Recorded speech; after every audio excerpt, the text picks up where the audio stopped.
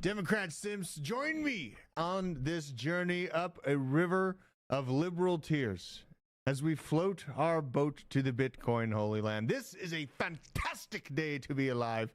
I think Isaac did indeed die. Isaac died. Brianna's here to confirm it. There's Brianna. Let's say hi. There she is. He got drafted to war. No, I don't think so. I feel way better about Trump getting into place to stop this war, actually. I'm feeling very, very hopeful for my future, my son's future. Just a massive sigh of relief has come over me, you guys. A huge amount of news is breaking, all on the heels of Trump coming out with a massive victory. Shout out to everyone for joining us, and let me know in the chat if the sound is coming over good to you guys.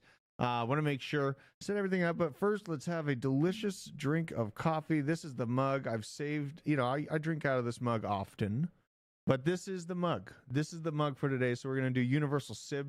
Universal Sip. Shout out to Kelly Kellum and all the people from the BitLab for joining us. Welcome, you guys. Real quick. Oh, yeah. Now, today changes a lot.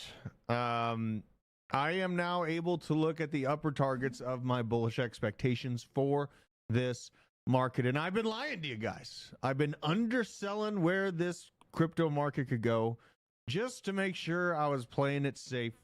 Now that we have Trump in place, we have a strong outlook for a reduction in government expenditures and a bloated federal government that had a death spiral going on. I'm going to see Elon Musk basically gut this place, gut the administrative state, and I'm here for it. I am excited about it. I didn't sleep too well. We were streaming till, what were we streaming till? About like, I was here till 9, but then I was online till like 1 or 2 o'clock in the morning. And my phone, I was like sitting there looking at the polls as they were coming out live and then responding to the lies on Twitter. And my phone fell on my face. And I woke up with my phone plastered to my face. So that was not fun. Shout out to Matthew King. Gifted a membership. Shout out to you. Appreciate you. MJ got hooked up with the membership. And thank you guys for supporting this channel all the way through the dark doldrums of a Biden presidency and a Bitcoin. What the market. I think things are looking absolutely beautiful for our future, guys. And shout out to everyone that's been stacking bags and getting their ducks in a row for this bull market. I do still think that there's great time to add to the bags, and we haven't really seen the explosion yet, which is the great news. So I'm going to be talking about that and kind of my overall expectations on the market here in a minute. But first of all, got to do the housekeeping here. We are cooking right along on YouTube, 63.6 thousand subscribers. Make sure you're subscribed. Your notification bell is on. And you catch all of our videos as they come out. And also follow me on Twitter. Here we are getting close to 3,000 followers. So that's great. Living out here in Kennesaw, Georgia. You can come find me here. And opinions are my own. Get off my lawn is what you'll see there. So 2,978 followers. Make sure you're following the right one. You know, we also have coffee mugs at Hit Merch. This is the old school Druth mug. Move my ugly mug out of the way here. The Druth Potentially Dangerous mug. I drink out of this thing every now and again. Absolutely fantastic product here. And this morning, I was actually able to get a nice little long in. I got a long in about 73.8. Put my stop loss into profit about 74.4. And by God, I got wicked out. It went above, you know, and I had to lock in the profit there. So just got wicked out on the recent trade. I am going to be checking out to see if I can re-enter on a position here. I'm feeling great about trading once again.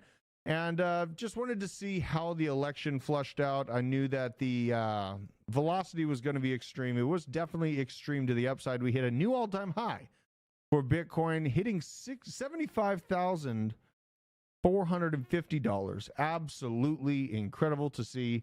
You gotta love it. And some of our altcoins are really looking strong. Bringing up Link almost over 12 bucks again. Yay. We didn't go to zero there. That's great. And Jesus Christ is king, baby. Shout out to you, VZ Fat Cat. You know, listening to Isaiah chapters 30 through 40 really helped me reset. and just rebase myself this weekend heading into this hotly contested election. And honestly, we're not out of the woodwork yet. Trump needs to make it to inauguration. He needs to stay alive. And we need to see the city centers not be hit by cataclysmic protests here. So we'll see about that. Brianna, can you kill Slack on that computer for me? Shut down Slack for me on that. It's on the little tabs there at the bottom. At the bottom there, yeah. It's going to wig out. We got so many systems open. You can just exit out of that bad boy. Now, this range that we're looking at right now, I'm feeling damn good about. Can't remember exactly. I think we're well beyond the fibs. We're setting this up. Woo, boy. Oh, boy. So we're trying to break out of this this one line here, entering into, this is what they call price discovery, folks. And now, over the past, 3 elections in United States history, Bitcoin was at a price point that we were never able to see again. So I hope you guys' bags are packed right now, because we are about set for liftoff and things are looking absolutely delicious. If you're interested in trading with me, click the link down in our description of our video. You can go here, go to live. Under here, you can go to the description, kill this sound, and you'll have a link to 2bit where you can use code BASEMENT, get some great perks on the way in, and support the channel. Capital Basement right there. And love your guys' support if you want to be trading with me out there. But let's look at what the market's looking like right now. There's Peanut, good old Peanut, auto-populated on my coin market cap. Let's go to the main cryptocurrencies here. We are going to be looking at historical crypto currency levels as well to give myself a reiteration and a reference point for what I'm expecting out of this market at large at the peak. But the biggest gainers for today, first Nero on Ethereum, up 31%. Uniswap coming in at just under $10 once again, up 30%. A bunch of DeFi plays here. Obviously, you got your meme coin, but a lot of DeFi injective above the $20 level. That's great. Satan's little meme coin thing, Gotius Maximus. Athena, this is a RWA play working with Securitize. Thorchain Rune, thank God. Love seeing Thorchain Rune showing some signs of strength. I was talking about the worries yesterday. Excellent to see this 16% gain on that project.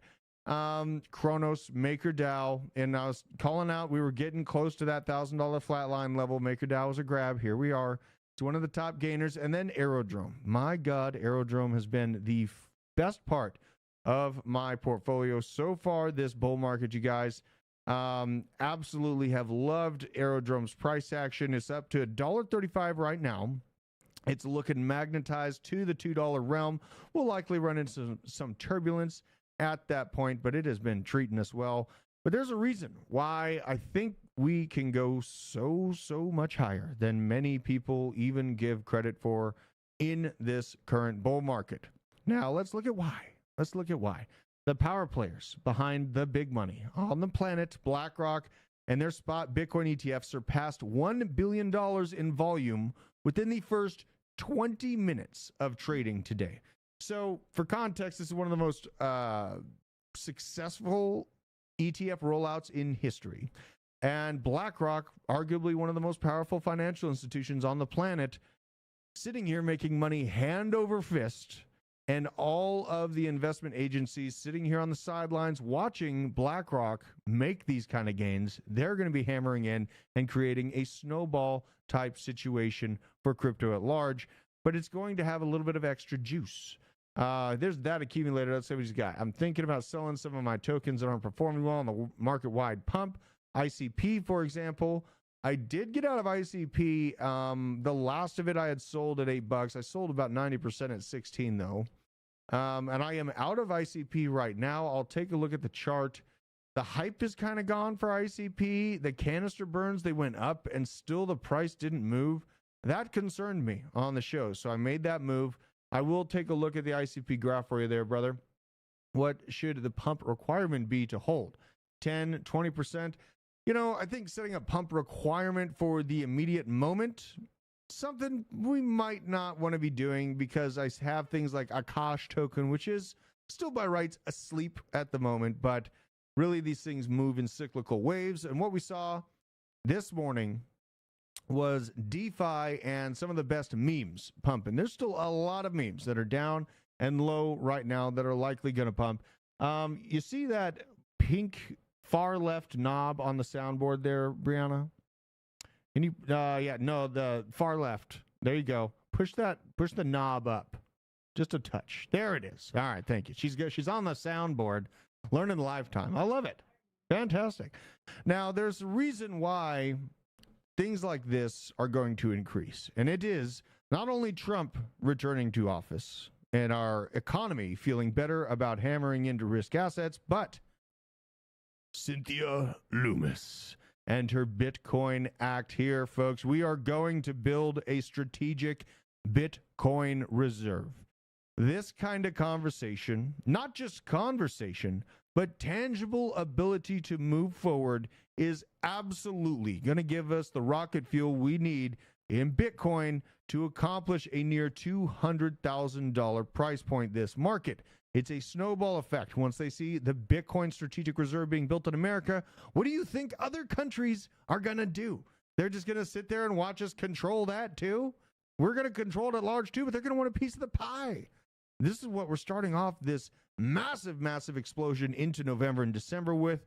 Absolute delicious health on a shelf. If you're really backed up from afar looking in, this is an absolute incredible starting point to have. And Cynthia Loomis has intentions of building a strategic Bitcoin reserve. But guess what? It gets better, folks, because a lot of people are like, well, Drew, she's not going to be able to actually make it through because it's a split Senate and a split House. Me. Well, guess what happened last night? Cupcake. Let's check it out. We got the Senate flipping Republican. Boom. We got the House Republican. Boom. And governors even. 27 Republican governors coming in, 23 remaining for the Democrats. Not a great situation for Democrats today. There's many, many liberal tears that we're going to have to go through today. That is the gift that keeps on giving. But seeing this flippening of the House, we have now the Senate and the House, now Trump and Cynthia Loomis and all of the top thinkers in the Republican side, the Trump team, are going to be able to actually get things done. Not just these stopgaps where, they have great ideas and they would love to do it, but guess what? We got stopped in the Senate, we got stopped in the House. No more! The age of Doc MAGA is upon us, and we shall see this rise. So this conversation, combined with the IBIT Bitcoin ETF flows, is going to create an absolute fever pitch. Not to mention NVIDIA and their conference releasing to the world that, AI is here to stay, and this is where our economy is moving towards March of 2025. But you will also have deep in sector with companies like Panasonic, massive organizations leaning into the deep in side, showing how cryptocurrency can be used there. Absolutely incredible situation. This is the perfect storm for the Bitcoin super cycle. You can kick that thing up even more. Yeah, see if it, and I was yelling loud last night. I yelled a lot last night. I was, in not like a bad way, I was very, very excited last night. So it might be playing into it. But let's check what we got here. Let's see here. We got this story. Let's go over it real quick. We all know what's going on, but the stock market and crypto's pumping on the Trump victory here. MicroStrategy climb by 13% as the markets reacted positively to Donald Trump's election victory. Futures on the Dow surged over 1,312 points, or 3%. That's a massive move. While the S&P 500 futures gained 2.12%, and NASDAQ 100 rose by 1.53%. The Federal Reserve, despite expectations for a decrease in rate cut probabilities due to Trump's friendlier proposed policies, the market is still pricing in 1.8 cuts this year and 3 more cuts next year. God damn, it's looking juicy out there. I am so excited. And we do have FOMC coming out in the actual release of what the numbers are going to be tomorrow. I'll be digging in later into the show to what the probabilities are, what the markets are saying about what is coming. Drew, you listen to the song I sent you, resend it, Crypto Cody, give me a fresh notification. I look at a lot of stuff. I got a lot of people hitting me up, but I try to keep up with all y'all. So please resend that Twitter message over to me, brother. Now, moving further in this, we see the Trump camp. Obviously, there are celebrations, and these are the kind of celebrations I like seeing, folks. This is the MAGA Patriots belt out How great thou art, for God in Trump's victory. Let's have a listen.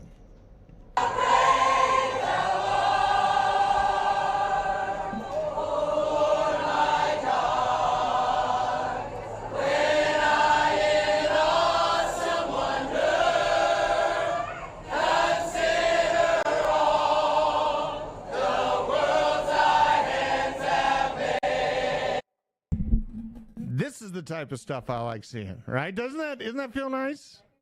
She's getting goosebumps over here. She's getting goosebumps. This is the type of stuff. This is the America I want. This is the type of America I wanted to see, and I am absolutely loving what I'm seeing out there in the Trump camp. We had this, the write-up on who's the real biggest loser.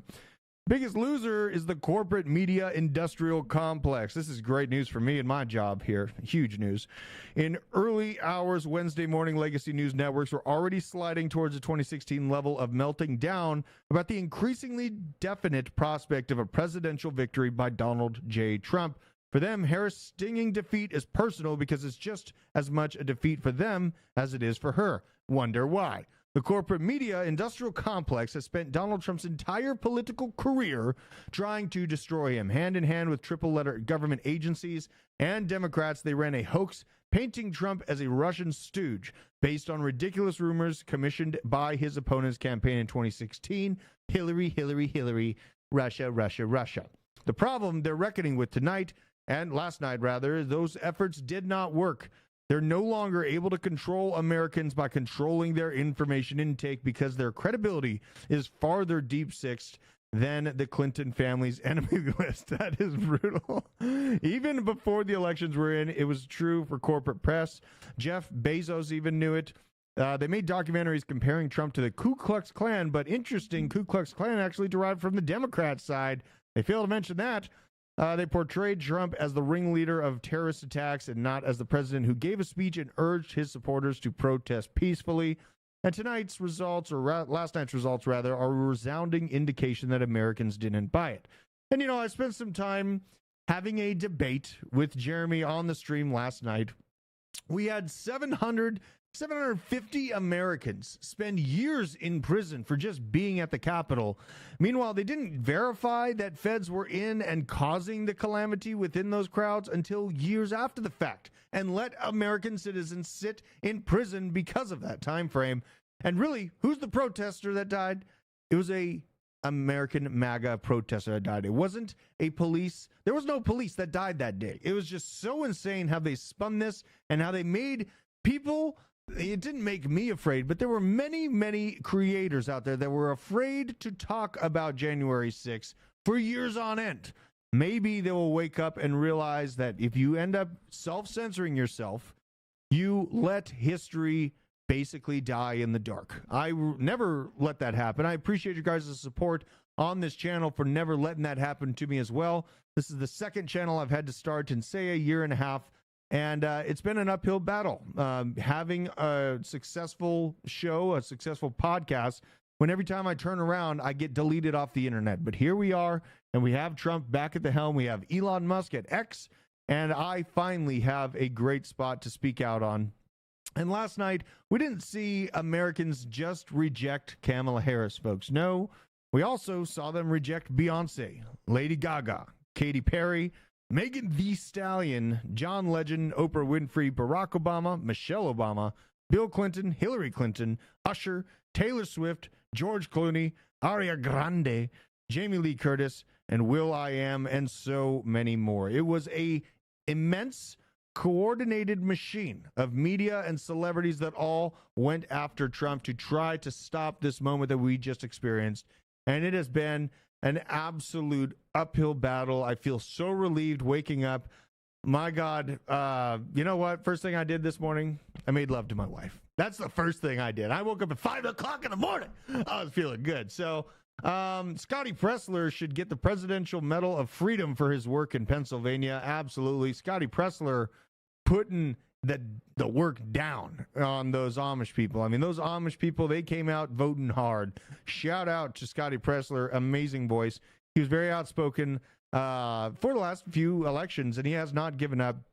But the greater thing that I'm feeling so good about is that I no longer have this foreboding feeling that my son is going to have to go fight a World War III on behalf of monstrous neocons that want nothing more than to see the world burn. And it all comes out when Trump demands NATO pay for this damn war themselves. Shout out to Misty.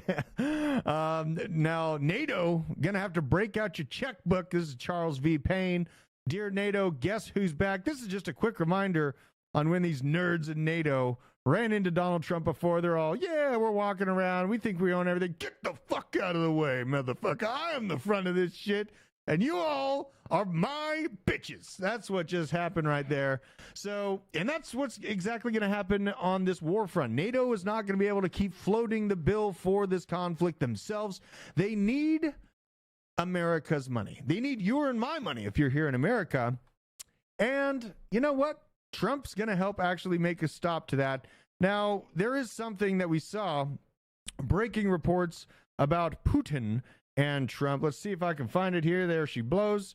Russian President Putin confirms his readiness to begin negotiations with U.S. President-elect Donald Trump. And this is what we need to see. We need to see a negotiation. We need to see a deal being struck so that we can stop with the madness of these wars across the world. Because let's be honest, wars suck ass. And no one wants to see Iran or Israel or any of these massive countries with tons of people be decimated. These are nations with nuclear missiles. Okay, so if they're pushed into a corner, if they're looking down the barrel of extinction, they're going to use nukes. No one's a winner in that type of situation, and no one wants to be the owner of radioactive rubble, right? There is no conquest there. It is pure destruction and chaos, and that is the situation we need to take a deep breath and realize if we don't stop funding NATO, if we don't stop poking the bear of Russia, that is where we're going to end up at, regardless of whoever you support. Me, myself, I'm an American maxi. I support America. I want to insulate America's expenditures. I want to gut this government's bloated spending spree within the federal government. I want true inflation data. I want our food clean. I want our data clean. And I want our media cleaned up of all of this garbage. And I mean, the media at large, you need morons out there saying the wrong things at a point, but also they need to be held accountable. And when you paint Trump as literally Hitler, and then he has 3 assassination attempts on his life, where do you think the fermentation of that anger comes from? It comes from the rhetoric spewed from the left. It's absolutely insane. What deal though? Oh, here, Russia, you can have Ukraine and start your path towards Poland and reclaim Soviet Union. No, I think that they're going to be able to strike up a deal. Probably going to get about, I'd say minimum half of Ukraine. They might have to strike a deal and cut the border right where the line is right now. That actually might actually happen. So I am very excited to see this conflict. And I don't give a shit about Russia or Ukraine. I want my money to stop funding this damn war. That's really what my intention is. Here's a message from Dark Brandon, though. He came out and gave us his thoughts earlier this morning. Let's go ahead and have a listen. My fellow Americans and autists who voted for Trump, it's your boy Dank Brandon here. I want to take a moment to congratulate the DNC on losing another election to Donald Trump. You replaced me with a candidate who has the same likability as Greasy, Hobo Tate, and expected to win, and they say I'm the retarded one. The Democrats said that I was too old, that I was too slow, that I was a joke. Well, here's a joke for you. What do Willie Brown and the 2024 presidential election have in common? Kamala Harris blew both of them. I shouldn't have said that. But seriously, I mean, first Hillary loses to Donald and now Kamala. This man has beaten more women than Doug Emhoff. Anyways, congrats on losing to Hitler again. I hope he locked you all up this time. Dank Brandon out. Congratulations to losing Hitler. Hopes you locks you all up this time. Dang, Brandon. Out. You know what? I think Joe Biden is secretly based. Like, ever since he wore that Trump hat, something might have changed inside. He's like, you know what? Fuck these guys. They're like acting like I don't even exist anymore. Like, this is my party. I've been here for like 50 years. What the fuck are you guys doing? Absolutely insane. Shout out, Joe. Probably just go relax on the beach. Please, for the love of God, just go relax. Now, here's a message from Nick Carter in response to everything.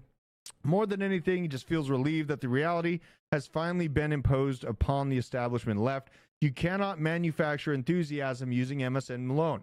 You can't gaslight people into having the establishment run as the change candidate.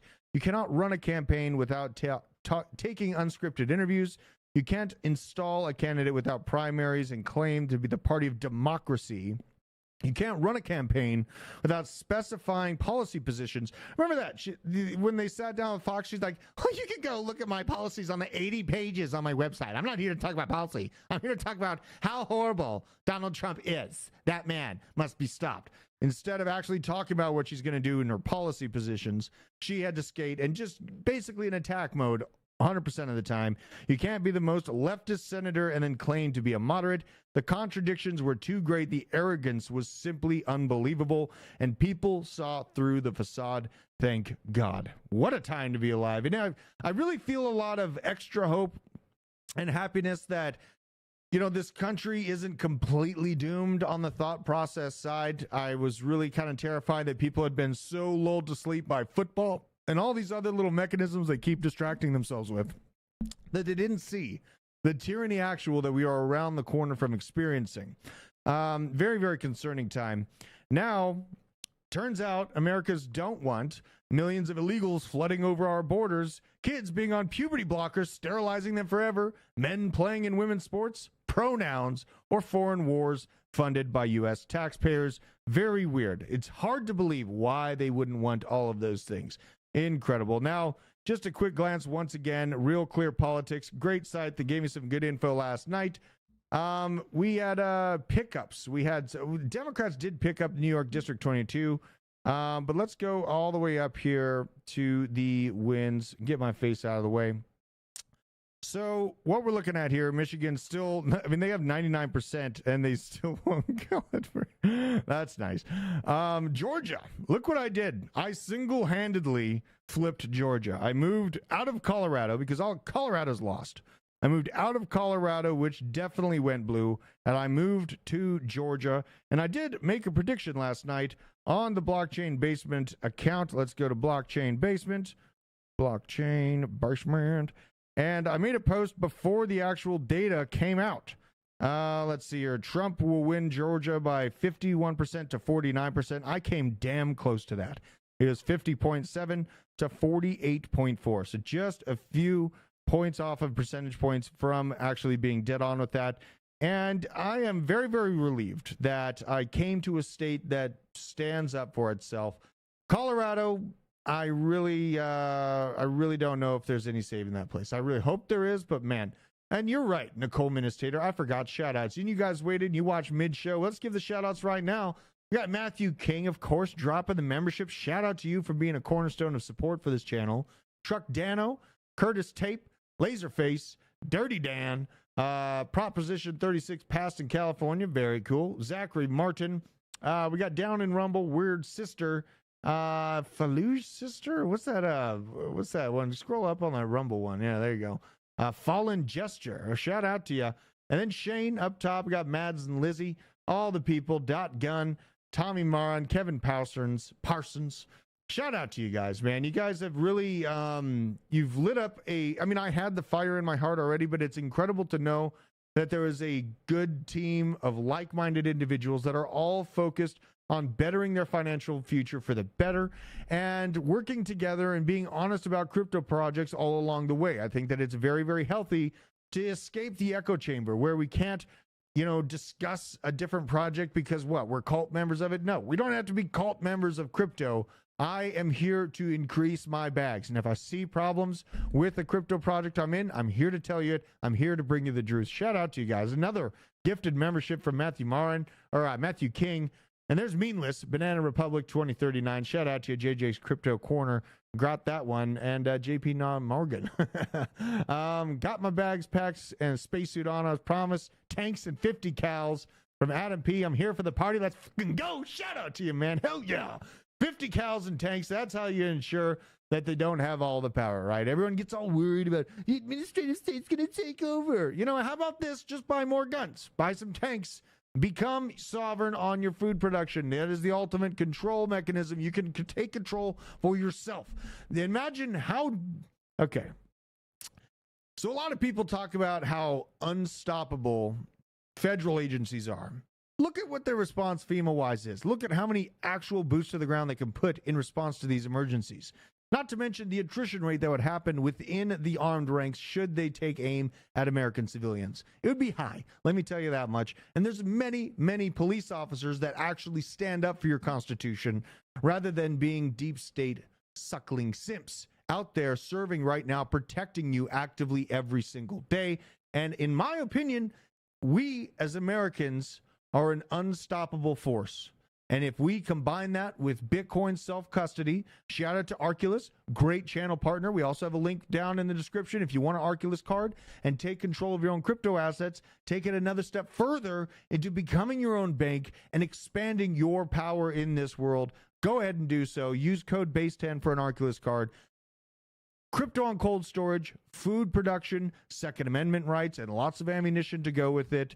Energy production. There are so many things that we can do as individuals to really, really put the screws to this totalitarian takeover and stop it dead in its tracks.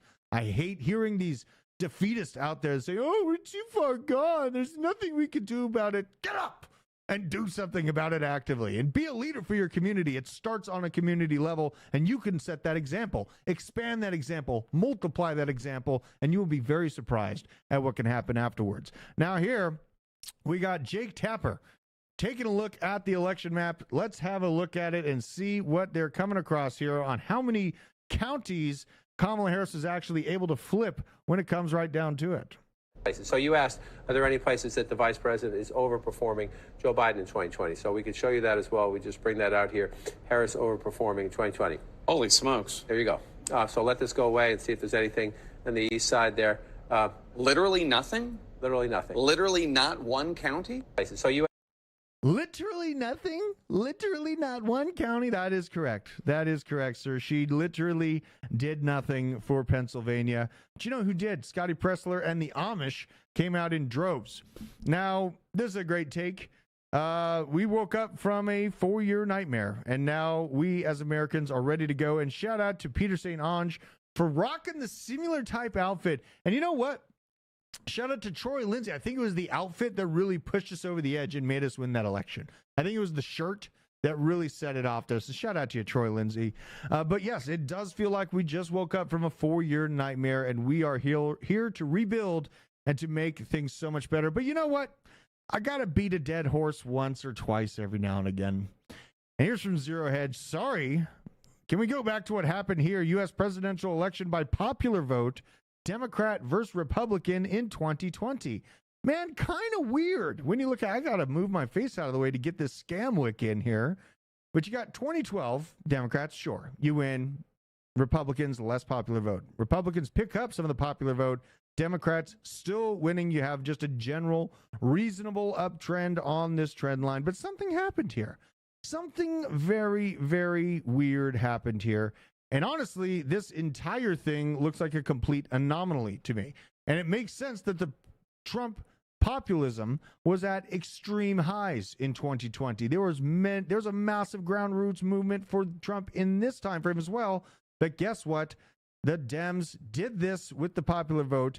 It doesn't make any sense. And now that they had been watched, like they have war hawks standing over their shoulders, making sure that they didn't sleuth and steal this election like they did last time. Guess where that ended up? Right at that trend line where it belongs. God bless it. God bless the people that were out there paying attention. And God bless all of the people out there that were sharing information right as it broke and becoming the media. Without us acting as the watchful eyes, they would have been able to do it again. It's this, yeah, Trump did it. He got elected, but a lot of this was on our shoulders to be calling out these administrative states all along the way to make sure they couldn't continue rugging us on our free and fair elections. Now we're getting into some reactions. Let's see how the liberals are taking it here. This one from Lol Cow Live. Let's have a look at this. Oh my God. I can't believe Trump's actually going to win this fucking thing. Oh, Jesus Christ, I'm so pissed off. Fuck! Fuck! Fuck! God damn it! Very nice show. And you know, you can tell he works out. I mean, he really takes care of his body. He's probably really upset about Make America Healthy Again with this look. So shout out to you, man. Don't you go changing a thing. We have this, Jen Psaki, in full panic mode over Trump winning. Let's have a listen to this little gem as well. I think this is a big, huge part of the story that it's hard to even digest fully at this moment. But you have Elon Musk, who owns Twitter, X, whatever we're calling it these days, X, who is a disinformation propagandist and now has could potentially have a direct line to the Oval Office. I think that. Oh my God. They are so upset about Elon Musk having a direct line to the Oval Office. Oh my God, whatever will we do? Elon Musk essentially paid $44 billion for a crime scene. And thank God that he spent that much to get it. Now here's the kind of hotter reactions that we're seeing across TikTok. And it's funny, most of these are coming off TikTok. I swear to God, if you idiots elect that demented man, I will burn this whole fucking place to the ground. So that's nice. Swear to God, if you effing idiots elect that man, I'm going to burn this whole place to the ground. What a sweetheart. Man, can't imagine why she would want to do that. You know, and this is pretty concerning. This is the after effect concern that I have, is the emotional reaction to Trump winning this. Probably going to be pretty extreme. And look what the cat drug in. Good morning, America! God. What is up, everybody? So you were up till like 3 o'clock or something, right? We did not finish streaming till 3 o'clock in the morning. And I did not get home till 3:15. It was great. Now, I mean, that's pretty based, bro. To stay up till 3 o'clock. I couldn't stay. I think I made it till like 1 or 2 o'clock in the morning. Yeah. You know, but shout out to you. I'm glad. Did you come after your second yob?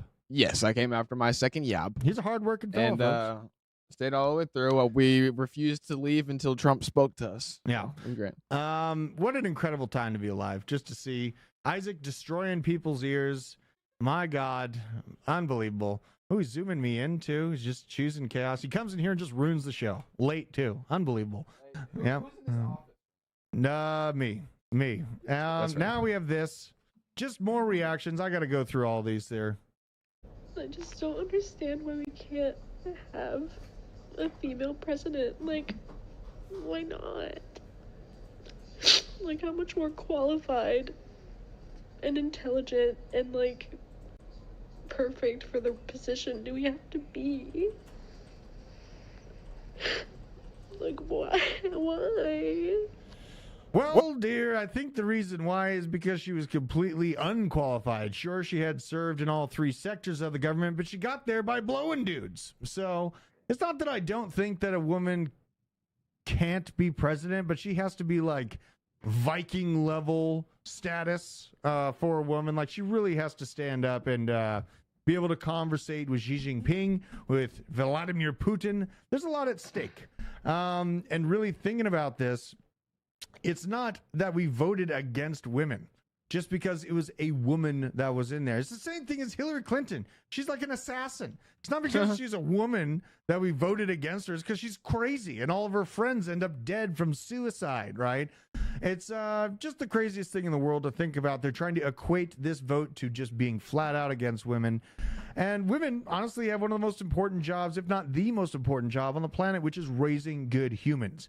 Absolutely just heart-wrenching to see. But here's one liberal that actually took the defeat with some grace. Mark Cuban. Congrats to real Donald Trump. You won fair and square. Congrats, Elon Musk, as well. Godspeed. He didn't come out here shrieking, freaking out in some emotional ploy. And you know what? Maybe there's some hope for him. Maybe he's still trying to get... This is potentially him trying to be getting a spot in the SEC even under Trump. Potentially. Is it possible? You know, I mean, Hester Pierce more likely to be the chair, but Mark Cuban finding a seat at the SEC under Trump, potential. Absolute potential. I wouldn't write it off. Now, we have this. Joy Reid struggling pretty hard on NBC. Let's have a listen how she did. You know, It's a state that I think Democrats definitely were reaching for. There was a lot of work to try to turn out the college campuses, which were really thick and really packed, and try to turn out the suburbs.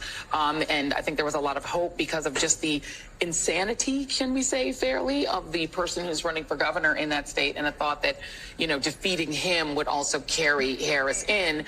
But in the end, if they didn't make their numbers and essentially exceed the numbers that Joe Biden had in the suburbs, and I think we have to be blunt about why. Black voters came through for Kamala Harris. White women voters did not. That is what it appears happened in that state, is that if you can't flip enough white women, and we've talked about this on this set numerous times, is that you have a state where you've got a 6-week abortion or a 12-week abortion. I think theirs might be 12 weeks. Yep. But it's a state where women lost their reproductive rights, where there was a very heavy push to get women to focus on not putting in place, re-electing, putting back into the White House the person who was responsible for taking those rights away and restoring them. But that message obviously was not enough to get enough white women to vote for Vice President Harris, a fellow woman. This will be the second opportunity that white women in this country have to change the way that they interact with the patriarchy. And, God bless Shannon Watts, who has tried to have that conversation. But if people aren't receptive to it, and if people vote more party line or more on race than on gender and on protecting their gender, there's really not much more that you can do but tell people what the risks are and leave it to them to do the right thing. So why the fuck do they have to drag race into everything? It's the white woman's fault, right?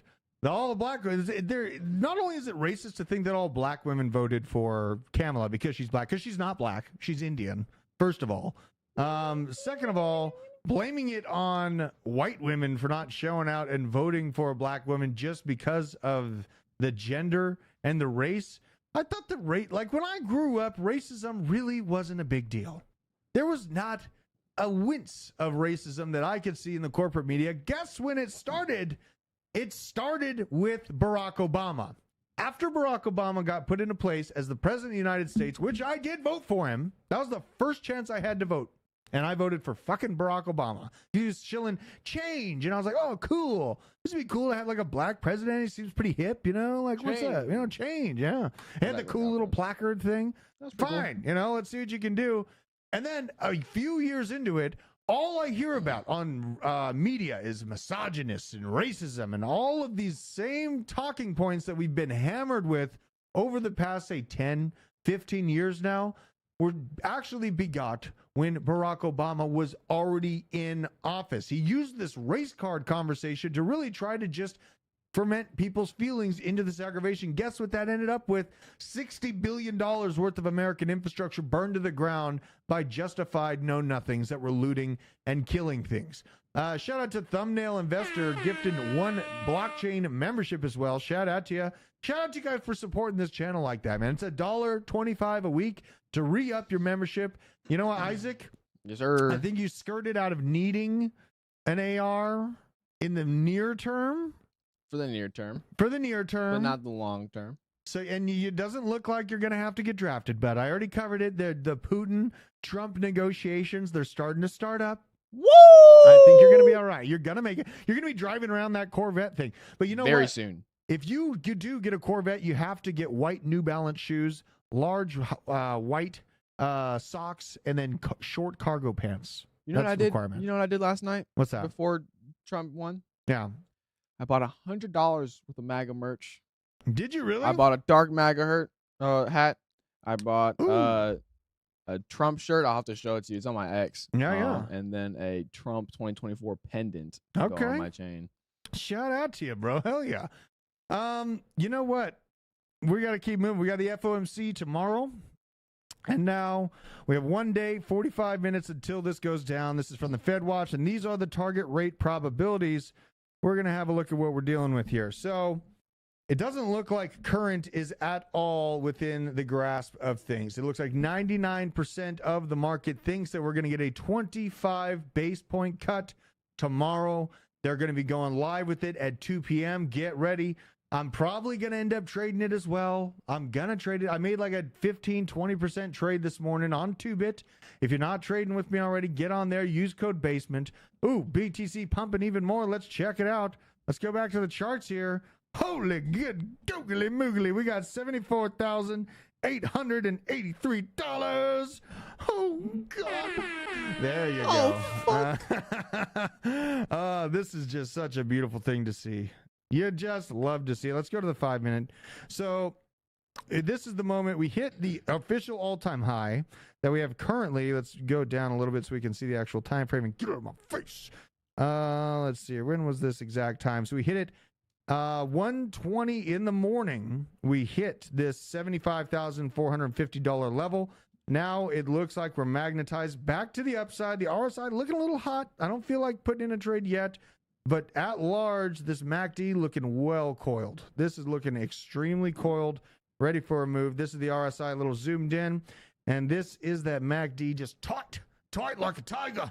She's ready for a large move. I am very, very excited to see. I mean, if we breach going to price discovery on Bitcoin, you guys, I mean, the alts are where millionaires are minted. Okay, a lot of people make lots of money, sure, holding Bitcoin, but the psychopaths like myself that have been stacking these good altcoins during the boring times in crypto are going to be made insanely rich off of this bull market, in my opinion, because it is my opinion that the top 10, what we're going to be looking at in the top 10 of Bitcoin's bull market here, I think that Bitcoin has the velocity to now hit near $4 trillion. $3 to $4 trillion is my target for Bitcoin to blow off top at. But within that, I think that the top 10 crypto projects under it are going to have to breach $100 billion. And then within the top 20 to top 10, you're going to have to be breaching above $50 billion market caps. And look where shit is right now. What do we got? The number 20, where's it sitting at here? We got a number 20 coming in at $5 billion. So I'm looking at a 10x, a strong 10x for projects that are already in this realm. But you know what? Some of these deep picks all the way down here, they're going to jackknife and make a spot up at the top of this realm. You see Betensor already waking back up. I gave the buy call at $450, felt good about it. And look at it. It's already up by 13%, back above $500 effing dollars. Absolutely incredible. Grayscale is going to shill this to the end of the earth during this bull market. This is where the thought behind Akash comes into play. This is the thought where Render comes into play. All of those little AI projects that they have built trust packages for, they're going to shill to the absolute moon. Near Protocol up by 7.5% today. Isaac, how are your bags doing? Have you checked your bags? Beautiful. You're feeling Beautiful good about bags. Everyone was fading my drift last night because it was still at 40 cents. Yeah. How's it doing? Let's go check it sitting out. right under that 50-cent marker. And I'm still waiting for my up 20% staking to, or I have like 3 hours until I unstake my drift on the protocol. So that's a quick move, dude. It was down to like 39 cents, back damn near 50 cents. This is the kind of velocity you want to see in fun new projects here. But you know what? The whole point about my excitedness about this Bitcoin strategic reserve is that it gives the velocity for the coin market cap list at the peak of this next bull market. To be a top 20, you got to break 50 bill. To be a top 10, you got to be above 100 bill. And I think that is exactly what we have in store. Chainlink and its RWA data aggregation capabilities and the immense partnership with Swift, in my opinion, is going to land Chainlink in the top 10 of the crypto bull market this cycle. And that would mean immense things. If you look at the previous high, it topped out at 20 billion.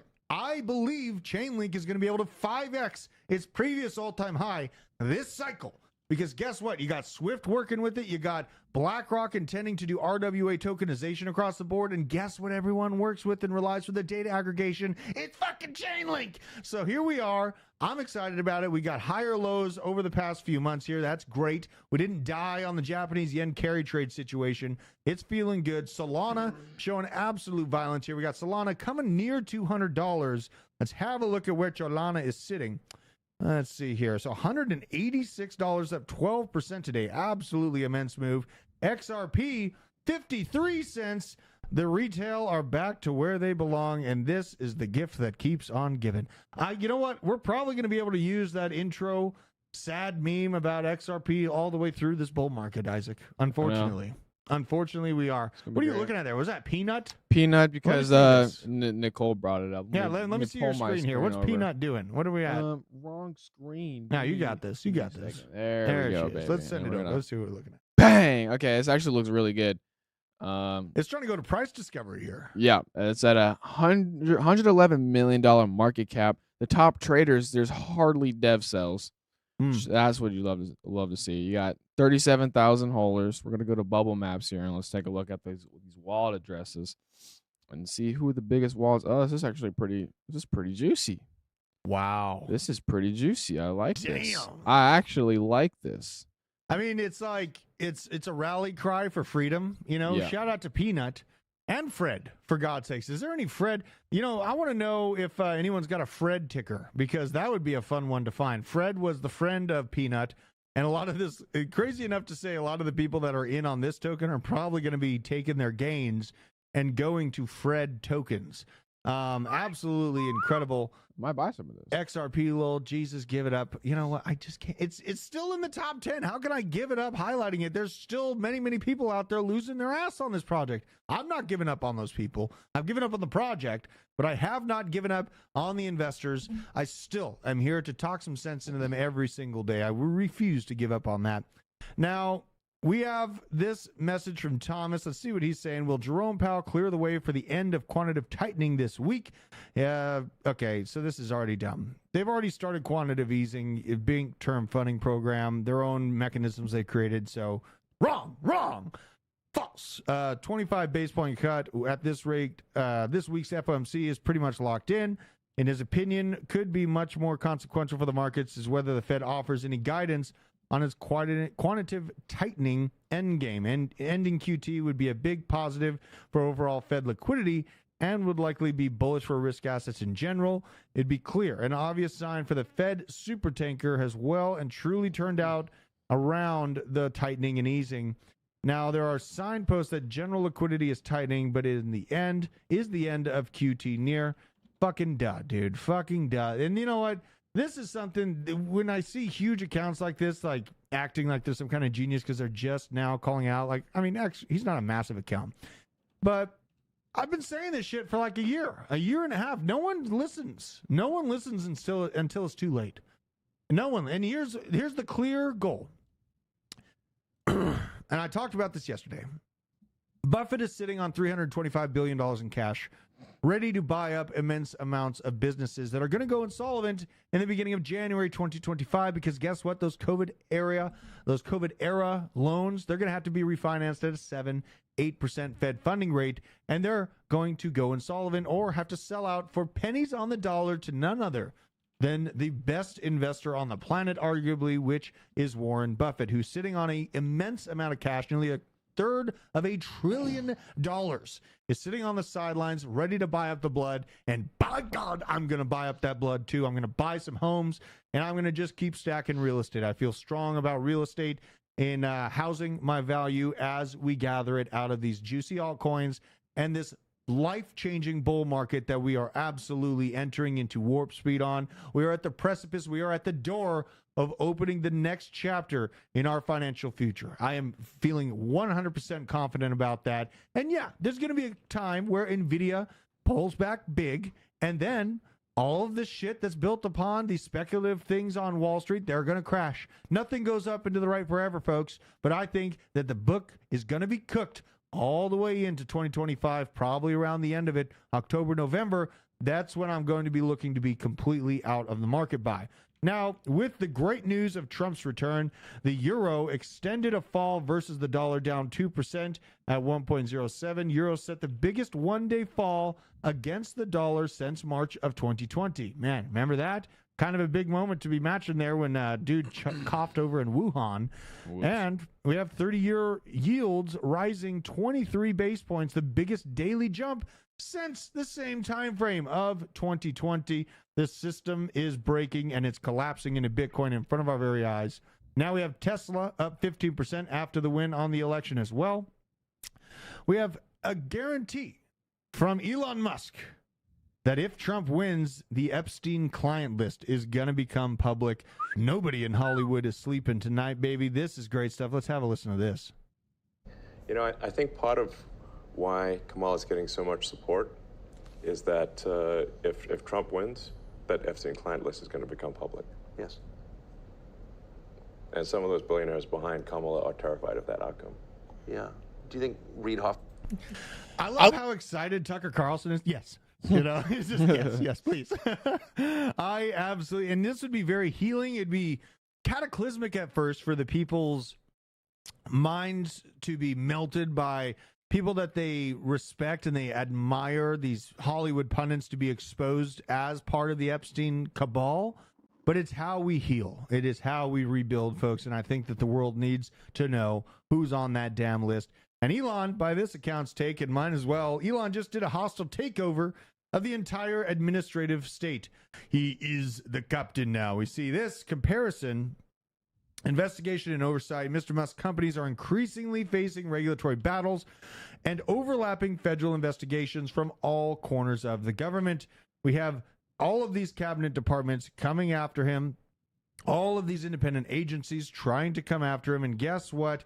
His programs, SpaceX, Tesla, Neuralink, and X for the communications, these are going to be massive, massive growth patterns. And you know what?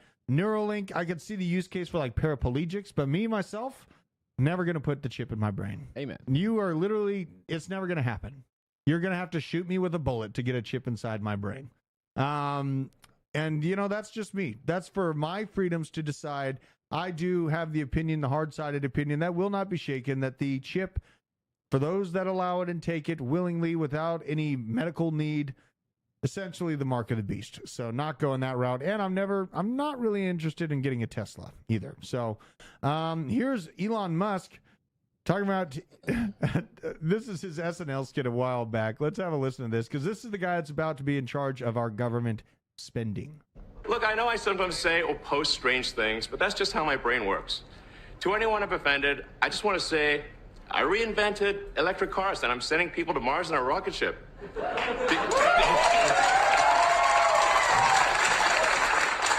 Did you think I was also going to be a chill, normal dude?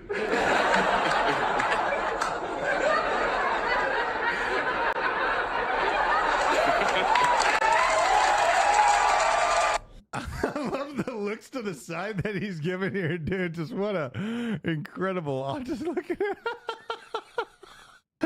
That is just the look of the guy that we need to. And you know what? What's the over and under that he walks into the White House with a sink in his hands? You know, and he does the let this sink in. You're all fired type move. Do you think he'll give it to us, Isaac? I'd hope so. I mean, I saw the memes about it. They're hilarious. Dude, I mean, I think I have, let's see if the bookmarks have them. It shouldn't be too dangerous here, maybe. Yeah, we're still going to take it down just because. Oh, yeah. And these people can kiss my ass. Goodbye. See you in hell. Yay. Get out of my face. Thank God you're gone. Jesus. So much stuff. We got the Young Turks. You know what? The Young Turks, Sinek, or whatever the hell his name is, he is pissed. And he is... They're lying to us. The Democrats are always lying to us, and I can never trust them again. I will never support them again. He's damn near crying, but this is it felt like a pretty honest and emotional plea from this dude. He's waking up. He's waking up. He's like on that Bernie Sanders moment of revenge. You know, it's like they hit that peak, and then it's like a revenge process after that for the slighted Democrats. Absolutely incredible. Let's see here. Here it is. This is what I'm hoping to see. Let that sink in. Let that sink in. We can see this become a reality because, by God, we need this government spending to be checked, or our dollar's literally going to collapse to nothing. Now, Arkham Intelligence releasing a perpetuals exchange, and Arkham the token having a great day. Let's go check out Arkham's token here. This has been a great mover. Up 26% today. Wow. Up to $2.15. Looks like it's trying to go damn near to its previous all-time high. This is the March hype. This is when, you know, everyone's a genius because literally if you had any crypto at all, it fucking all 5x or 10x unless you're an XRP. Yeah. But I got to do it. It does look like it's trying to make its way up. The next kind of moment of struggle it's going to run into is about $2.70. You get a lot of historical buying pressure there. People that bought in this level just waiting for it to return to flat before they get off this investment and go lose it somewhere else, because this is, a lot of people, they buy the hype and then they basically wait for it to return. And then they freaking sell when it finally hits that return. And that's how you lose money. That is, if you don't have conviction in the project, don't buy it to begin with. Unless you know that you're like in and out of it overnight. Arkham. I don't know if Casper's ever going to return. Nope. We should talk about coins that are not pumping. My top two. XRP, Casper. If you're holding it, they losing had like money. That, a lot of FUD go on with insiders here. It's up 6% on the day, so it's trying to live. But Jesus, it's just getting its ass kicked. Trying to live. This looks worse than Quant. This looks worse than Quant, honestly. Like, Bitcoin. I don't know about that. And, it's got the same kind of army behind it, so we'll see how that goes. Let's see what the rest of the market does. Bitcoin's at 75K as we speak. Oh my god. Oh, let's go here. What are we looking at here? Oh baby. All right, get out of my face, you thing. Get out of my face, you other thing. What's this thing? All right. So where's this fib end at? Let's back up. Let's back and forth to the trees here. We're just getting into this price discovery fib. The top end of this price discovery fib sits at about $88,790. So, you know what? Moving into the end of the year to more Fed cuts, Bitcoin is going to choose violence and try to accomplish this level. Now it's just a matter of if it accomplishes it before the year is out, which is something pretty amazing to see. I have a question for you, Drew. What's that? What is your December price target now that Trump is going to be in office starting in January? December price target. Now that Trump's in office, what is that? It gives us, so we got one Fed cut coming. Yep. Man. I mean, I feel like 80. I feel like we could hit 80 in December. 88, man, I would literally not be able to come to work because I'd be walking around constantly erect. So we'd have to think about that. Wear extra tight pants? Extra tight pants? No, that's a problem. Extra tight pants? Yeah, I mean, I think that we could accomplish 80K within December. I really, really feel that way. Thoughts on ENA? Let's see, ENA. ENA is tied into that tokenization narrative. It's in there with Securitize. Let's go to ENA because it's been a pretty violent up and down. We got 42 cents currently, up 20% on the day. It's running into a little bit of headwinds here, probably. Let's see here, and a lot of upside. Honestly, if you've got this thing in the trenches, I mean, it's got a narrative rolling for it. It definitely has a narrative rolling for it. Now, the circulating supply is only 2.8 billion ENA out currently. There's a total of 15 billion out. Let's go to the token unlock, see if they give us that data here. So when's this time frame? We got a big token unlock coming March. Look at how they timed this shit out. All right. March, the NVIDIA conference of next year is when a massive supply release is coming out. So watch out for that. And the supply problem is something that is also going to kind of hinder Ondo's performance. To a degree, I think Ondo's still going to be a good performer and probably will be visiting the $2-3 range through the course of 2025. But the token releases of Ondo going to stifle that potential of it. In case you missed it, ADA skyrocketed up to 35 cents on the news. Holy God. Crypto Cody's choosing violence right there. Cardano people are nuts. Cardano people, they love their token. Shout out DZ, though. Yeah, I mean, Cardano, God bless it. It's the most decentralized proof of stake system out there. So without these types of systems, you'd be in some serious trouble if it was all just centralized garbage. Keeps things kind of balanced. It's almost like the libertarian vote, like saying the libertarians are going to win in 2026 or 2028, That's about right. Like, God bless them, but God, like the all-time high for ADA, let's be bullish on ADA because now I know that we got great headwinds. We got some great movement for the overall market cap potential. I think we're going to move from a 2.4 trillion market cap, up to a peak between $7 to $9 trillion at the peak of the euphoria. A lot of people discount how fast and heavy things move when you do get to this realm. Now, Cardano, I feel, is going to hold on to at least, like, let's say top 20. I think that is, let's do baseline. Let's do baseline performance here and say that it lands within the top 20. And it had previously hit a $91 billion market cap. So, you know, if we're able to at least reaccomplish that market cap, it's not going to hit the $3 level. It would have to breach the top 10. And for that to happen, they need to put more pressure on the social cultist movement, if at all possible. I know that's kind of impossible to think about. To more Cardano cult love. Let's see here. Let's go to coin perspective, because this shit matters. This shit matters. There's a lot of people holding this thing. BJ talks to me daily about his Cardano bags. He does sound, I will say, BJ, slightly concerned. Okay, he's a little concerned. I mean, he's still a node operator, a valiant fighter of decentralization, but, you know, I think his price predictions landed in the $3 to $5 realm. Let's say we get the custom supply cooked up just a touch, and then we have a custom market cap, and let's say it just reaccomplishes near that previous all-time high for market cap. It's coming in at $2.49, which honestly, it's almost a 10x. It's like a 6x, so not a bad grab, and I feel pretty strongly that it's going to be around for a while. But there's got to be something massive, like the Bitcoin coming to Cardano. We need to see that really take fire. This is something to think about. What up, boss? My God. Yeah. Come on.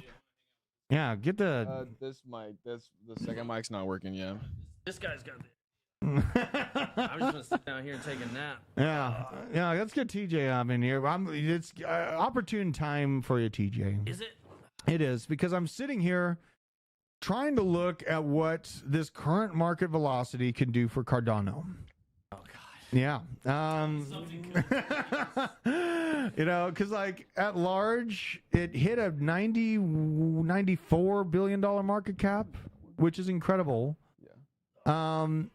And then in the current time frame, we see it basically playing patty cake with keeping its spot in the top 10.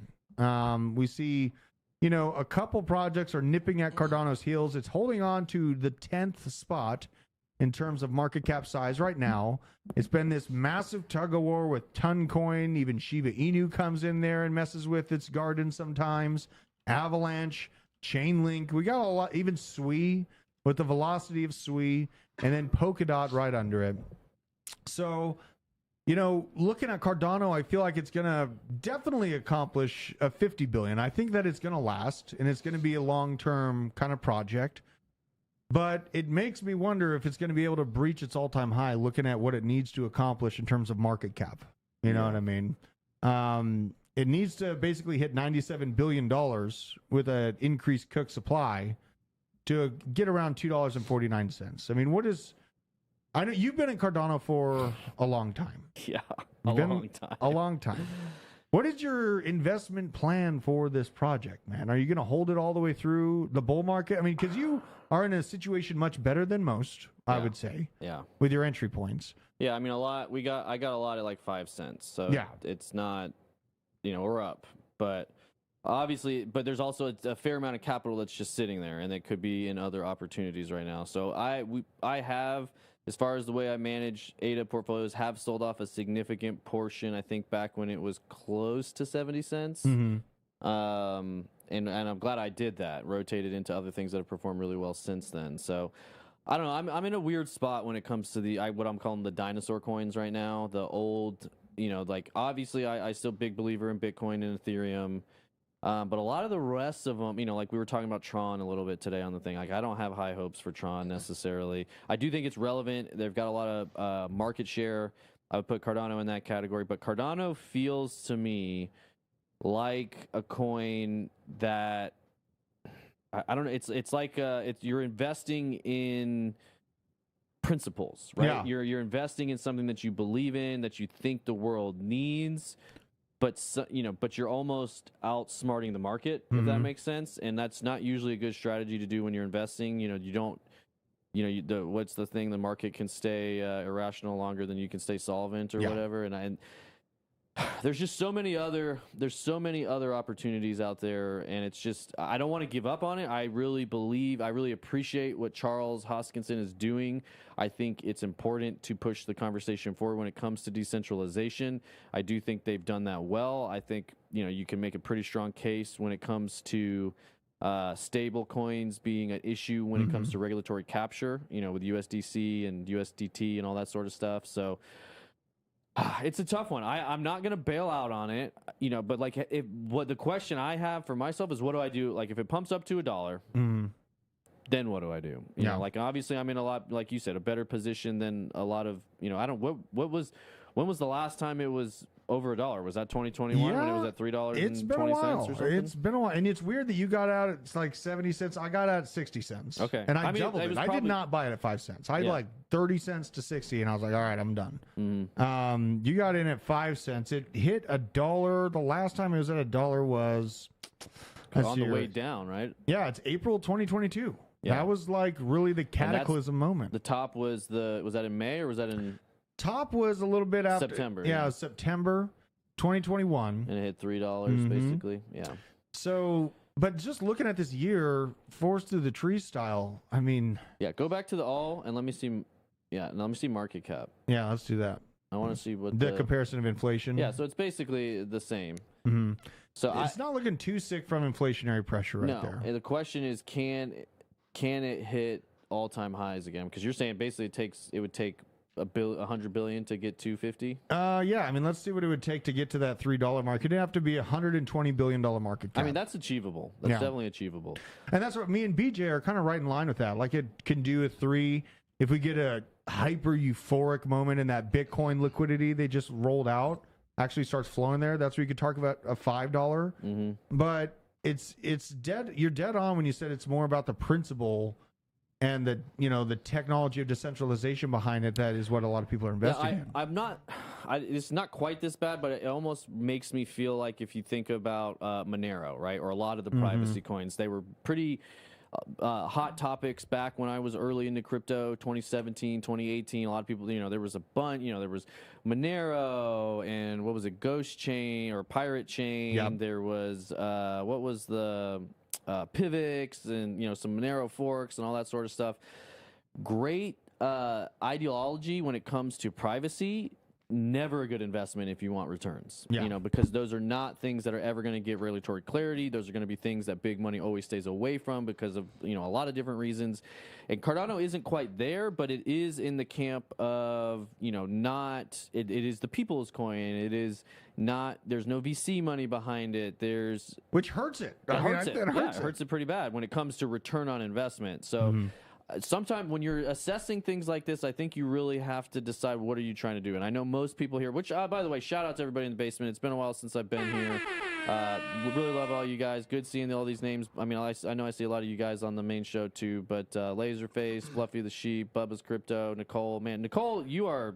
you're a champ. You're in every one of our streams all the time. So shout out to all you guys. But it was funny you asked me how many Biden supporters are on the show this morning. I was like, they've probably got like maybe 1%, like 2, maybe 2%. two guys that are still there. I think we had that in the main chat too. So, I put it in that same category of it's probably not the best ROI. And I do know most of you guys that are watching this channel right now, most of the people, the reason you come to crypto is because you're looking a way to make money. You're looking for a way to change your financial future because working 1, 2, 3 jobs now maybe isn't getting it done anymore, and you're looking for a quick return or way to. Oh my God! Go back to that. Hold on.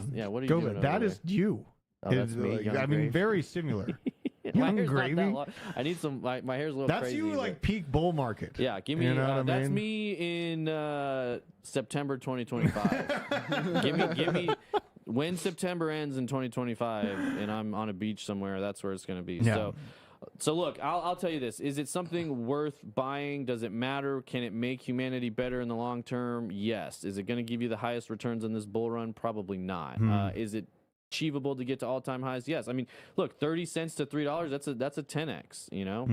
That's solid. You're doing great if you're getting a 10x. Like Yeah, they have 10x webinars on that. And it's a fairly safe project. What's the downside risk from here? Very low, right? You're not going to go much below 30 cents, in my opinion. I mean, you could maybe have a 50% decline, but pull the chart back up. When was the last? This is where the retail, the hardcore holders live, is here at the 30 cent and up mark. Yeah, I mean, what's the lowest it's been? I mean, this is pretty much it. Over the year, it's pretty much there. It went down to 20 cents. So you're sitting on the floor right now. So your Basically. ROI risk, your return on it, your risk reward is pretty good. You've got a safe 10x potential. Maybe it's a 5x, but you're probably not going down from here. We know we're going into alt season, so look, it's a good on that. You know, when you look at it like that, it's like, oh, it's probably pretty good. Yeah. You know, like I don't think Ethereum's necessarily going to 10x, and I'm considering that one. So I do think there's some safety in some of these top 20 coins. But it's not, you know, and it could do something substantial with the partnership with Bitcoin. If you could get some way for new capital to flow in, it could definitely do well. But it's, you know, it's one of where's that I'm tired boss meme? Not only am I feeling that way, but that's how it feels to be an ADA holder. If you're holding, if you're for the BJs of the world out there that have been carrying the Cardano and DZ as well, carrying that Cardano flag since 2018, explaining to people why it matters, what it does, all of that stuff. They've all got to be feeling tired. Like, I'm tired, boss. Just give me that. Come on. Just give me that pump, Chucky Ho-Ho, so we can be vindicated. I broke from that. Like, I got rid of the ADA and the XRP, and I just started trading the narratives around the AI conference, and that worked out great. Like, I bought ICP at like $3. I saw the hype was there. This psycho community was helping pump Crypto it. Tim, your member here for 14 months, said traded out all of my XRP on your recommendation. Best move I've ever made. And he's feeling like I'm wondering if Cardano is the same thing. And this is the core difference between XRP and Cardano.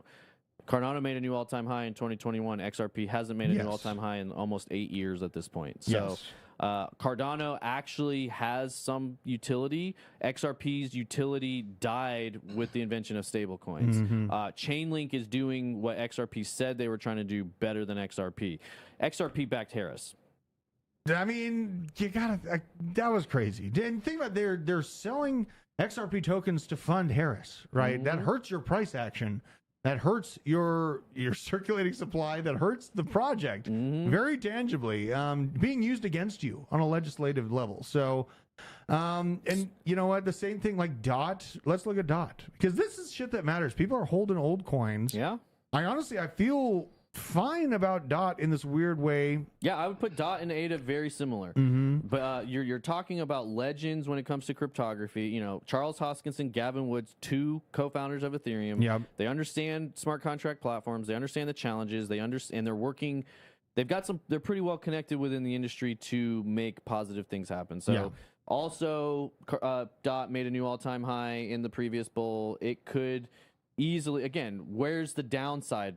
How much lower could it go from here? Not very likely. So this is where the psychos are holding it. They're not going to let it go, and they built all their programs on it. And this, you were talking about, a lot of people discount how hard and fast altcoins move when the real fun starts to begin. Yeah. I remember I was looking at Polkadot. I was like, oh, it's $2. All right, maybe I'll get some. And then the next week is like, oh, it's $4. I don't know about that. And then boom, I like turn around and this thing went to $40. Yep. In the span of just a few weeks. Yeah. I was like, son of a bitch, I missed it. You know what I mean? Now it's all the way back down to $4. You know, when we approach things like this, I think DOT, similar, it has staying power. It's going to basically just move into this interoperability underlayment play. I think it'll be around. The upside's not going to be 20x, though. Well, and that's the thing. That's where you have to decide: are you looking for? Do you have to have a 20x, or would you rather have a safe? Do you want a 20x that could be a 50% loss, or do you want a 10x there's your biggest downside is 5 to 10%? Yeah, like that's you're measuring your risk and reward there. I would say when you're looking at these things, to your point, this stuff does take a long time, and when it happens fast. When I think back on the previous bull run, basically all of the magic for altcoins happened between, say, January and May. I mean, there was that double pump, double top fake out, but for the most part, it was between January and May. So that's basically 5 months where we saw everything really take off and go on a run. So, DOT, I think there's a pretty good, both ADA and DOT, I think there's actually some money to be made there, and it's just the main quote. What's that? I don't know if it's a Buffett or Charlie Munger, one of those guys basically says, the real money is in the waiting. And I'm paraphrasing horrifically there, but it's basically saying, you don't make as much in the buying and the selling. The real money is made in the waiting. Yeah. And I would put both ADA and DOT in those categories. And as retail traders, I can see it in the chat. Everybody's like, I'm tired of waiting. It's weighing me down. I want to, you hear these hot new coins come out and everybody's making money with SWE and Moonwell and, all these meme coins, and you want to get out of all these other ones and move into meme coins. And I'm not saying you shouldn't do that with some portion of your portfolio. But I do think what would be killer is if you've been holding Cardano this whole time because you have conviction and you have, a thesis behind your investment, don't abandon it right now as we go into altcoin season. That would be my advice to you. If you have a plan, stick to your plan. You guys, if you remember when I used to host this show down here before, that was the advice I gave all the time. Trust your gut. Trust your trust your plan. Most of you guys that are here, you're smart people. You're early thinkers. You're ahead of the curve, and your gut is probably good. So wait. And don't second guess yourself. Don't let the market trick you. Don't let the hot new stuff change your mind. Now, narrative trade. Now, I'm going to talk out of both sides of my mouth here a little bit. Narrative trading in crypto, if you're looking for the highest return on gains, jumping in and out of the narratives is what you want to do.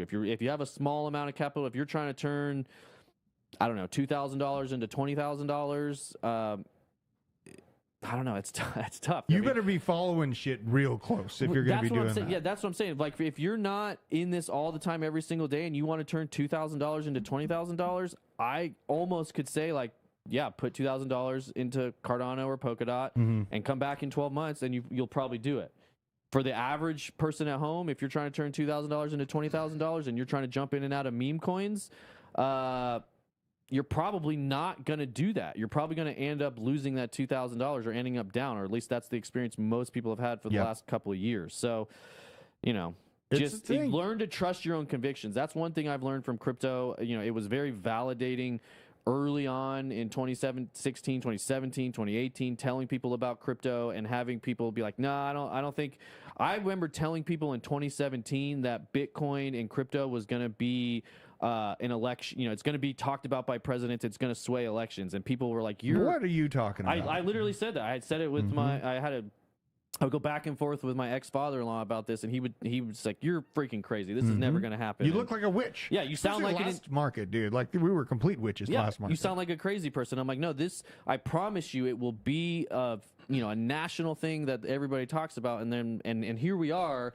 And so I have learned that my gut is good and to follow my gut, and it will probably pay off. But, you guys got to come to that conclusion for yourself. That's why you're here. Get the information, educate yourself. And it doesn't have to be binary either. You can do both. You can put 2008, test yourself. If you've got 5K and you're trying to turn it into 50, take 2,500, park it in one coin that you think could 10x. Take the other 2,500 and try to jump in and out of stuff. See what happens. And there's people do different things for different reasons. It might be just way more fun to trade meme coins. Some people do that for fun, know? So, and something you said, that we definitely do. We start turning the page to the second page of Coin Market Cap at a point to start looking at the lower market cap projects. Did I say that to you this morning? We were talking about that. I was going to say, I just said that. Yeah. And it's something that's how we found our weave when it was like number 120 or something like that. And then you see it just start chunking up the chart. Same with Potensor Tau. People looked at me like I was a witch when I talked about Potensor Tau. Injective, I think, was in the low, the high 150s, around 200. Jupiter, Moonwell, a lot of the stuff coming out of the Solana ecosystem. So I've had the highest returns, at least for me, the best success. Obviously I did well with Ethereum and Solana and Cardano, but at the time, I think even when I bought Solana was at like $5, and at the time it was, I don't think it may have been a top 100 coin at the time. But it kind of came out of nowhere. I remember when it was around $5. It came out of nowhere. It was hot and heavy.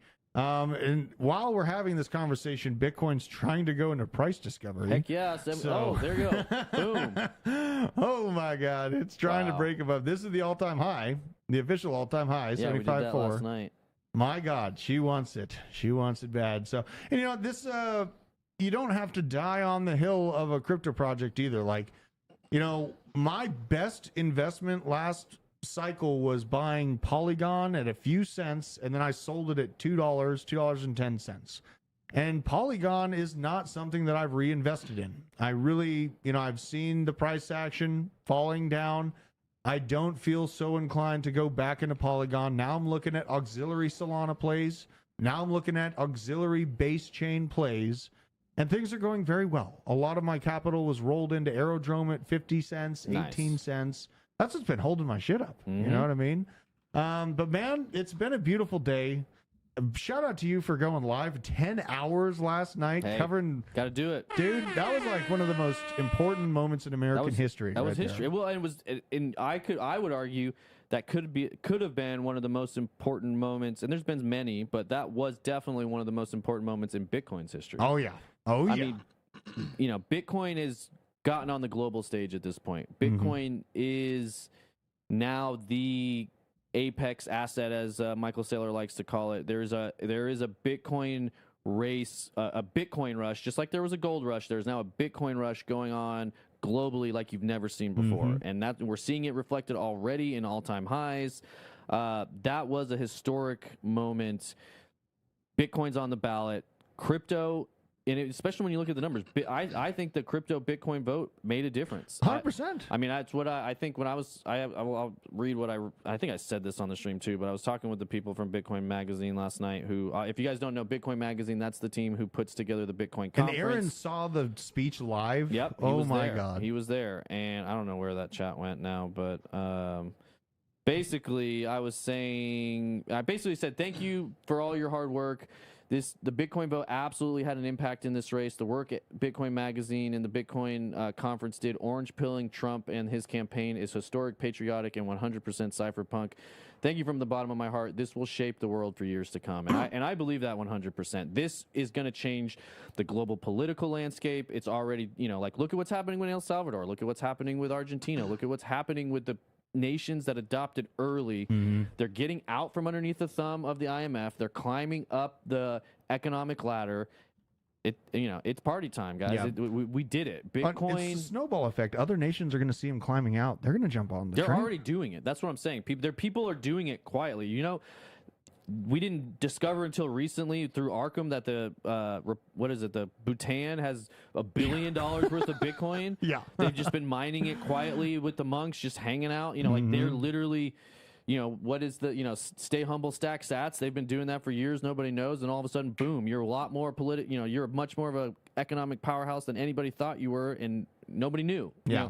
How many other situations like that are going on? I promise you it's a lot. Dude, I mean, it's such a good time to be alive. And this lady right here, Cynthia Loomis, is the next big character for us. Yeah, there we go. She's the next big character with that Bitcoin Act. New head, I'm so excited. New head SEC chair coming 2025 or 6, I say. Ooh. Yeah. I know we were talking about Mark Cuban being nice about the Trump victory. He's probably still pining for a spot at the SEC. Yeah, he's just pining for attention and political stuff. Somebody in the chat earlier said I was the one who got them into ADA in the first place. I don't know if that's something you're happy about or you're mad at me about. So, I hope it's something you're happy about. But. Well, I mean, you've been talking about it for years, so it's just about a matter of how long they've been listening to you, I guess. What is this NBC news coming out, Politics 2024? Very interesting. What is that? Click that in the chat there, Isaac. I want to see what Crypto Steve just dropped. Business. What do we got? Push it over here. Oh, we got Harris planning to concede. This is coming tonight at 6 p.m. Yep, I heard about Shout out to this. And, good on her for conceding, right, and not being crazy about it. But that is nice to see. Are you guys just starting or just finishing? No, we're just started at 1:30, right? Yeah, we started at 1:30, Okay. but we've been rolling, man, because we had to talk about our bags. Yeah. Did you play? Have you done political stuff yet? Or Oh, no? yeah. Yeah. Did you play the thing I dropped in basement earlier? Let me pull it up here. Let me see here. This was pretty interesting. Let's have a listen to this. What is this? Well, I just think it's a nice, honest take from CNN about the reality. Has won the national popular vote for the first time for a Republican for the first time since 2004. This is a big deal. This isn't backing into the office. This is a mandate to do what you said you were going to do. Get the economy working again for regular working class Americans, fix immigration, try to get crime under control, try to reduce the chaos in the world. This is a mandate from the American people to do that. I think I'm interpreting the results tonight as the revenge of just the regular old working class American, the anonymous American who has been crushed, insulted, condescended to. They're not garbage. They're not Nazis. They're just regular people who get up and go to work every day and are trying to make a better life for their kids, and they feel like they have been told to just shut up when they have complained about the things that are hurting them in their own lives. I also feel like this election, as we sit here and pour over this tonight, is something of an indictment of the political information complex. I mean, we've been sitting around here for the last couple of weeks, and the story that was portrayed was not true. Exactly. I mean, we were told Puerto Rico was going to change the election. Liz Cheney, Nikki Haley voters, women lying to their husbands. Before that, it was Tim Walz and the camo hats. Night after night after night, we were told all these things and gimmicks were going to somehow push Harris over the line, and we were just ignoring the fundamentals. Inflation, people feeling like that they were barely able to tread water at best. That was the fundamentals of the election. And so I think that both parties should always look at the results of an election and figure out what went right and what went wrong. But I think for all of us who cover elections and talk about elections and do this on a day-to-day basis, we have to figure out how to understand, talk to, and listen to the half of the country that rose up tonight and said, we've had enough. Wow. Yeah. That was awesome. Yeah, man. and I mean, and it's true. That's how people feel. Like they feel disenfranchised. They feel dismissed. They feel stepped on. They feel ridiculed. They feel, like they're getting treated like garbage, even though they're not. And it's nice, and I said this at the top of the stream yesterday. I think the bigger wake up call, like sure, it was a big Democratic wake up call, but it was a really big wake up call for the media. I think this was the final nail in the coffin for most of the mainstream media. Happy to see Michael Moore said, very, very, very, very happy I got him into ADA. So good. Glad to hear you're up. Now you got more room for activities there, Derek from Step Brothers. So. Also, they're saying Bitcoin going to 75. Dude, right it's now. trying. Look at this. We're trying to breach this previous all-time high now. This is only set like what, like at 1:20 a.m. in the morning I hope today. Josh isn't along right now. Oh my God! And I was thinking about doing one. I just went live and didn't get logged in time. But Jesus, the top of this fib, the next stop on the top of this fib, at somewhere around. You got to really squeeze it down here. Around $88,000. That was if you guys watched the stream not that long ago, I said 88K. I don't know if it was I think I said end of November or maybe. I think it was end of year or it might have been Christmas. December. I might have said Christmas time 88K, but 88 is coming sooner than you think. So God. What a beautiful day to be alive. What a beautiful day. Well, shout out to you, and thanks for joining me on the show, TJ. Yeah, I just wanted to come hang out. It's been a minute. Yeah, man. I had a little bit of time today, even though, like, I saw the dog there, and I was like, man, I just want to lay down and take a nap like that guy. He's got it figured out, man. He's got it figured out. Oh, so. Hoover, he's a prick. Yeah, go ahead. Run the show. I'm just chilling. No, this dog, I don't know about him, man. I love him to death, but he sleeps. When I drive, he hugs me. He's like very needy and touchy. Yeah. So codependent pup. And he bit the tail off of one of the rogue roosters. I heard it in the field, and I heard something coming from the trees, and then lo and behold, a few days later, this rogue rooster comes up to me. He's missing a tail. So, you just never know. Nice. But shout out to all of you and packing your bags before the explosion in crypto comes, you guys. I think we're positioned amazingly for this bull market. We're trying to break all-time highs as we speak. This is a historic day for America, a historic day for Bitcoin.